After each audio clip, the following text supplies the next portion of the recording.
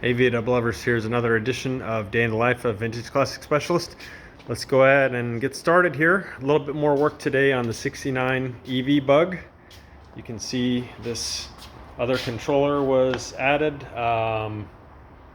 That one is actually, I believe, the one that essentially acts as the alternator, in that it is what actually puts out the voltage to charge the car's 12 volt battery. So it puts out, I suppose, 14 point some odd volts, probably about 14.7 or so, to charge a lead acid battery. And so yeah, that's all mounted up. I think on the EV part, that's about all that happened today, not much. So our partner Leo was over here for just a couple hours today. He got that bolted in, and I think he was actually going to come back and put the motor in, but I'm not sure. He must have got sidetracked somehow. The other thing that happened to this one today is a few things. One is the glove box went in, and in it the mechanism to release the hood, so you can see it there on the side. So on these later Beetles, kind of weird to me, just because I'm an early car guy, is the hood release is inside the glove box, so you got to open the glove box and pull a little lever, which then snakes through a tube and then releases it here. So this is actually an original latch mechanism here. We had zinc plated in gold, and on these later cars they actually rivet in place. And so yeah, so that's all put together. The glove box door itself went on. We bought a locking knob from it from Wolfsburg West. Really nice looking piece.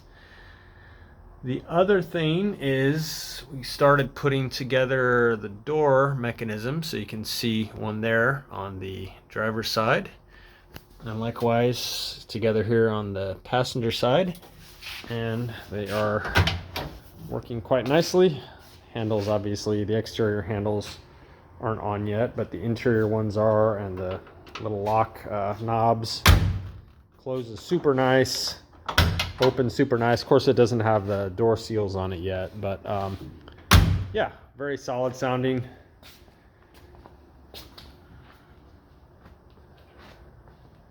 Likewise, same thing on this side. Door mechanism is all put together. So next up, we'll probably go ahead and do the windows. I think we've got everything we need to do that, I believe. So steadily, this thing is coming along. The front bumper is ready to go on.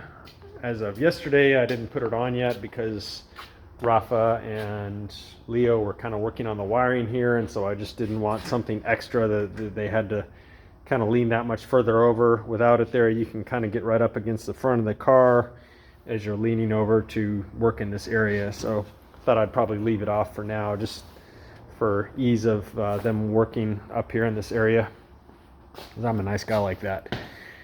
So this car, which check out the walk around video that I did of it, that I'll also be posting up tonight. This is a 66 double cab that came in yesterday. I think I mentioned it briefly on yesterday's episode, but this car came in basically for some service. It was running very, very poorly.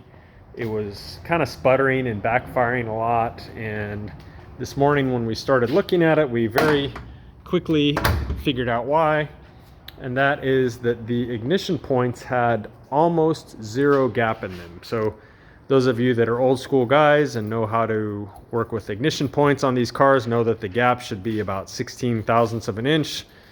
If you don't have a feeler gauge, a old school matchbook, for those of you that are old school and even know what a matchbook is, those are also about 16 thou thick, so you can use one to set the points.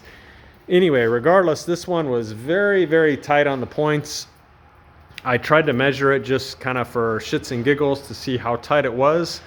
The smallest feeler gauge I had was 1.5 thousandths, and I could barely get it in there. So it must have been maybe half to 1 thousandths of an inch of gap on the points. And as I mentioned, it's supposed to be 16 thousandths. So it's no wonder this thing was running very rough and kind of sputtery, and had, not nearly as much power as it should have.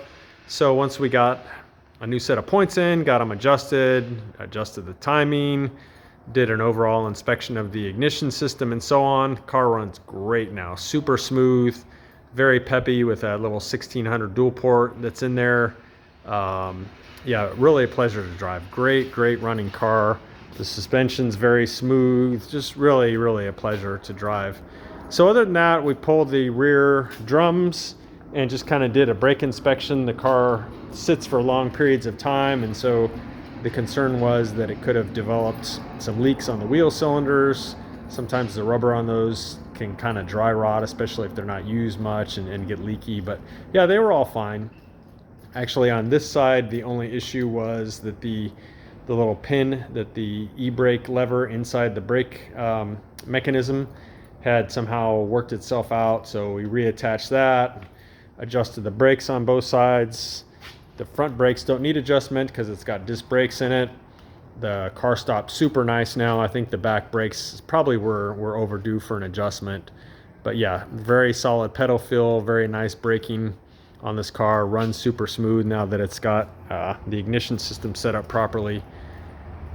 It did also have a couple of exhaust leaks that were noticeable when driving it, and so we took care of those. They were basically where the heater boxes slip into the little aftermarket header that's on there. They were leaking at those joints, so new clamp kit on each side took care of that, and it's nice and quiet now as far as not having any exhaust leaks, and probably runs a little bit better because of that. They don't really like having exhaust leaks. It can kind of cause some issues with how they run. So this is probably about done. She did ask us about possibly putting a radio in it. We're going to look into that. Did not do anything to this one today because the owner has not brought me parts yet. So here it sits. As soon as we get some parts, particularly electrical goodies for the dash, we can continue with the wiring. In the meantime, just kind of sitting here looking big, red, and pretty. So that is it for today, folks. Hope you enjoyed this, and we'll see you next time. Thanks. Bye.